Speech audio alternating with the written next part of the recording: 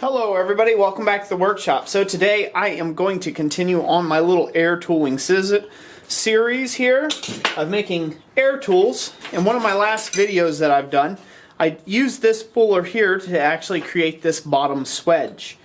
And we did some forging on that right there in the anvil. No striker needed.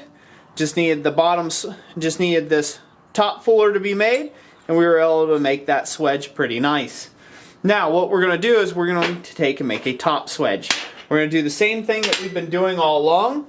We're essentially going to preheat this little piece here, drill this hole, get this welded in nice and solid, and then what we're going to do is we're going to let that cool and normalize, but then we are going to heat this end up with a torch. We want to heat this up really good with a torch, and then we are going to be able to drive that over a piece of bar stock.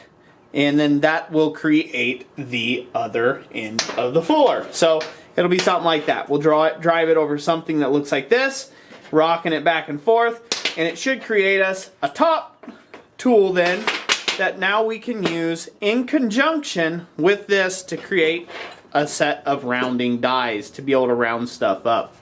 So hope you all enjoy this video, and remember to leave a like and a comment. And like I always say, God bless you, and we'll catch you on the next one. Enjoy the video.